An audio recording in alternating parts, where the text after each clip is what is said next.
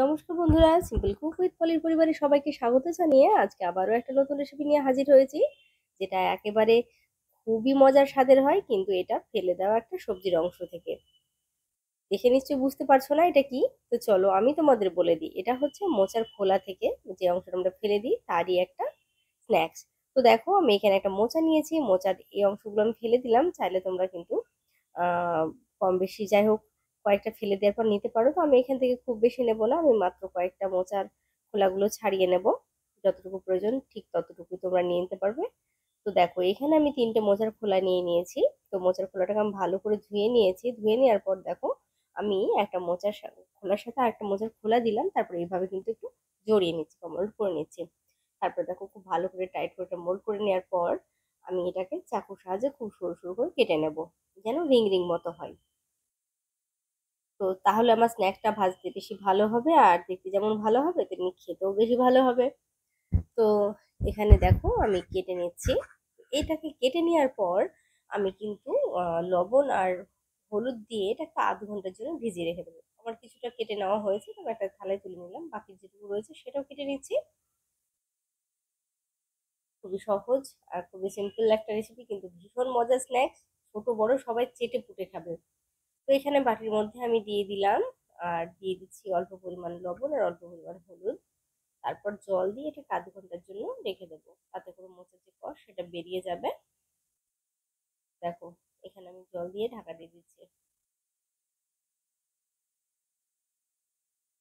আধ ঘন্টা পর দেখো, আমি মোচাটা খুব ভালো করে কয়েকবার ধুয়ে নেবো, যেন ওর কষটা ভালোভাবে চলে যায়। তো এখানে ভালো করে জল ঝরিয়ে নিয়েছি ঝুড়িতে করে, তারপর নিয়ে চলে আসলাম।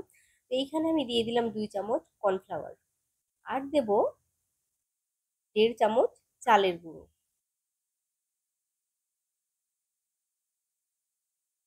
আর দিচ্ছি পরিমাণ মতো লবণ বা স্বাদ মতো লবণ।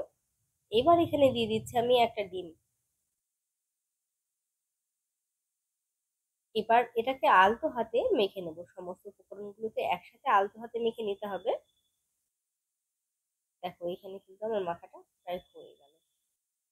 খুব বেশি চটকে মাখলে কিন্তু হবে না, এটা আলতো হাতে মেখে নিতে হবে। এটা মাখা হয়ে গেছে। তো চলো এবার এটাকে ভেজে নেব। ভেজে নেওয়ার জন্য আমি কড়াইয়ে দিয়ে দিলাম পরিমাণ মতো সাদা তেল। তেলটা গরম হয়ে গেছে। এবার দেখো, আমি এগুলোকে অল্প অল্প করে নিয়ে আমি এখানে তেলে দিয়ে দিচ্ছি। অবশ্যই তোমাদের সুবিধা মতো তোমরা কাজটা করে নিতে পারবে, তবে অল্প অল্প করে ভেজে নিলে স্ন্যাক্সটা অনেক অনেক বেশি ক্রিস্পি হবে, আর খেতেও ভীষণ মজার হবে। তবে একটা কথা, এখানে কিন্তু বেশিক্ষণ এটা ঠান্ডা করে রাখলে কিন্তু খেতে মোটেই ভালো লাগবে না। এটা ভেজে নেওয়ার পর বেশ গরম গরম খেতে খেতে কিন্তু অসাধারণ লাগে। তো যারা খেয়েছো তারা তো জানোই, আর যারা খাওনি তাদেরকে বলবো অবশ্যই একবার রেসিপি বাড়িতে ট্রাই করো। আর আমি নিশ্চিত তোমরা যদি একবার খাও তাহলে কিন্তু তোমরা এর স্বাদ কিন্তু ভুলতে পারবে না, এতটাই টেস্টি হয়।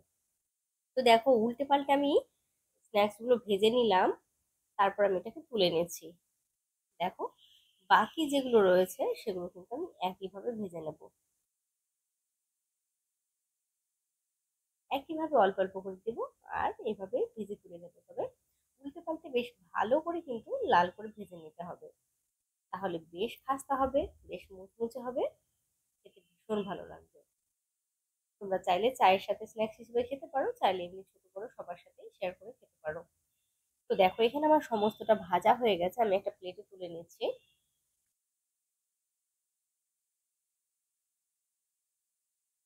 প্রিয় দর্শক বন্ধুরা, আশা করি তোমাদের রেসিপিটা ভালো লেগেছে। যদি ভালো লাগে তাহলে প্রতিবারের মতো তোমাদের অনুরোধ করবো, ভিডিওটি লাইক শেয়ার করে দিও। আর যারা নতুন বন্ধু রয়েছে আমার চ্যানেলটি এখনো সাবস্ক্রাইব করনি, তাদের অনুরোধ করবো চ্যানেলটি আমার সাবস্ক্রাইব করে আমার পাশে থাকুন। সবাই ভালো থেকো।